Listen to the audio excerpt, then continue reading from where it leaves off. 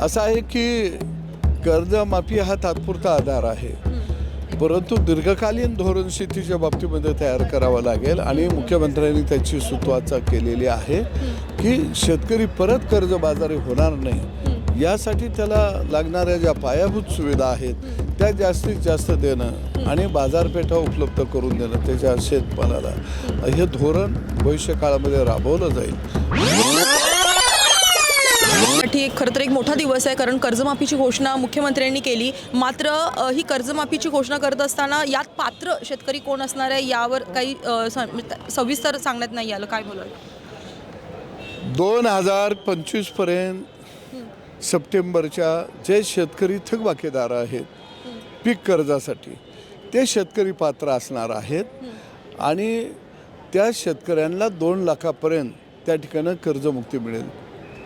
मला विश्वास आहे की समजा एखाद्या शेतकऱ्याचं कर्ज 5 लाख आहे तर 3 लाख वरचं शेतकरी भरेल आणि 2 लाख सरकारमधला जमा होतील, तो कर्जमुक्त होईल. परंतु ही कर्जमुक्ती योजना जी आहे ते कोरडभाऊ शेतकरी, अल्पभूधारक शेतकरी हा 100% कर्जमुक्त होणार आहे. आणि म्हणून कठीण काळामध्ये सुद्धा सरकारनं घेतलेला हा एक मोठा ऐतिहासिक निर्णय आहे असं म्हटलं तर वावगं ठरणार नाही. राज्यातला शेतकरी याचं स्वागत करेल. खरं तर आपल्या राज्यामध्ये एक शेतकऱ्यांची परिस्थिती पाहिली तर आत्महत्या मोठ्या प्रमाणावरती शेतकऱ्यांच्या होतात. मात्र या निर्णयामुळे कुठेतरी हे चित्र पालटताना दिसतंय का तुम्हाला?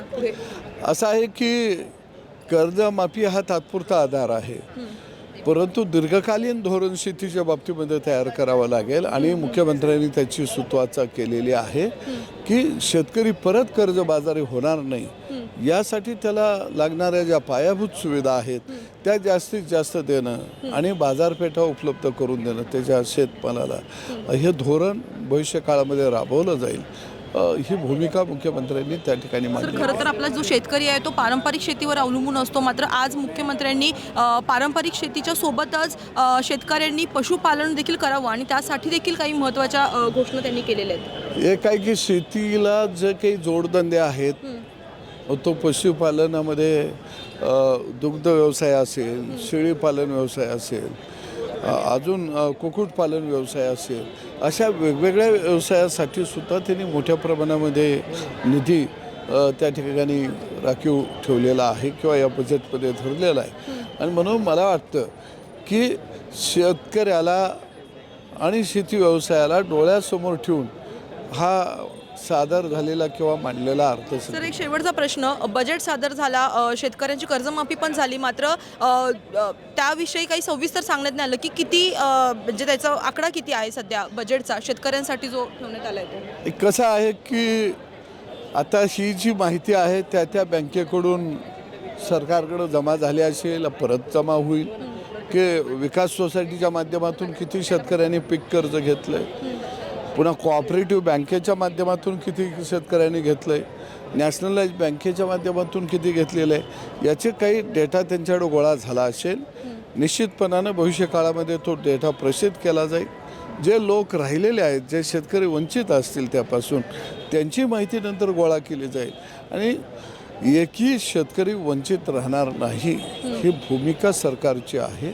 आणि देवाभाऊनी महाराष्ट्रातल्या शेतकऱ्याला, महाराष्ट्राच्या इतिहासामध्ये पहिला मुख्यमंत्री असा आहे की 2दा शेतकऱ्यांना कर्जमुक्ती दिलेली आहे. नाही, परंतु विधानसभेच्या निवडणुकीचा प्रचार जो होता त्याच्यामध्ये सांगण्यात आलं होतं की 7-12 कोरा करू. त्याच्यानंतर 2 बजेट झालेले आहेत. शेतकऱ्यांचा 7-12 कोरा करण्याच्या संदर्भामध्ये काही भूमिका घेतलेली आहे. असं आहे, 2 लाखांपर्यंत कर्जमाफी देऊ असं सांगितलं. मग त्यासाठी किती बजेट ठेवलेलं आहे हे सांगितलेलं आहे. बघा, अल्पभूधारक शेतकरी जो आहे त्याचं पीक कर्ज हे 2 लाखाच्या आतच असतं, त्याचा 7-12 कोरा होणार आहे. आता ज्या शेतकऱ्याची जमीन समजा मोठी आहे, 10 एकर 15 एकर, त्याचं कर्जही मोठं असतं आणि म्हणून 2 लाखापर्यंत ही मर्यादा ठेवलेली आहे. आणि अल्पभूधारक आणि कोरडभाऊ शेतकऱ्याला खऱ्या अर्थानं गरज होती. आत्महत्या तो करत आहे आणि म्हणून मला वाटतं आत्महत्या होऊ नयेत या दृष्टीनं उचललेले हे ऐतिहासिक पाऊल आहे.